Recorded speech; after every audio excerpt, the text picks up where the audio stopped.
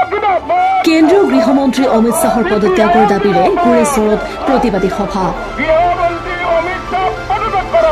কেন্দ্ৰীয় গৃহমন্ত্ৰী অমিত শ্বাহে ৰাজ্যসভাত বি.আৰ. আম্বেদকাৰ সন্দৰ্ভত যি চূড়ান্ত অপমানজনক কথাবাৰ্তা ক'লে তাৰ প্ৰতিবাদ কৰাৰ লগতে অমিত শ্বাহৰ পদত্যাগ দাবী কৰি দেশৰ 5টা বাওঁপন্থী দল CPIM, CPI, CPIML, RSP, forward ব্লকে 30 ডিচেম্বৰত দেশজোৰা আন্দোলনৰ আহ্বানৰ প্ৰতি সঁহাৰি জনাই আজি CPIM তামুলপুৰ জিলা কমিটিয়ে গুৰেশ্বৰ ৰেল গেটৰ সমীপত আবেলি এখন প্ৰতিবাদী সভা অনুষ্ঠিত কৰে দলটোৰ প্ৰায় অৰ্ধশতাধিক সভ্য সমৰ্থকে হাতে হাতে ফেষ্টুন দলীয় পতাকা লৈ অমিত শ্বাহ হাই হাই সংবিধান অৱমাননা কৰা নচলিব বি.আৰ. আম্বেদকাৰক অপমান কৰা নচলিব কেন্দ্ৰীয় গৃহমন্ত্ৰী অমিত শ্বাহ পদত্যাগ কৰক আদি বিভিন্ন শ্লোগানেৰে প্ৰতিবাদস্থলী মুখৰিত কৰি তোলে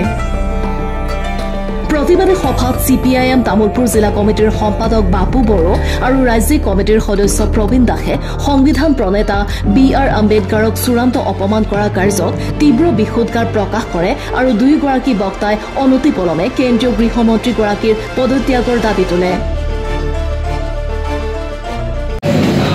নমস্কাৰ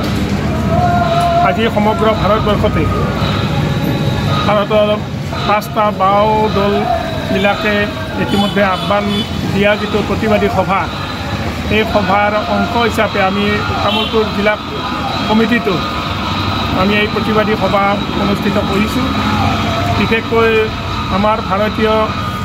গৃহমন্ত্ৰী অমিত শ্বাহে ৰাজ্যসভাত আমাৰ ভাৰতীয় সংবিধান প্ৰণেতা বি.আৰ. আম্বেদকাৰক যি ধৰণে অপমান কৰিলে এই অপমানৰ প্ৰতিবাদ হিচাপে আমি প্ৰতিবাদ কৰিছোঁ আৰু গৃহমন্ত্ৰী অমিত শ্বাহৰ আমি পদত্যাগ দাবী কৰিছোঁ দেখা আজি সমগ্ৰ আমাৰ অসমতো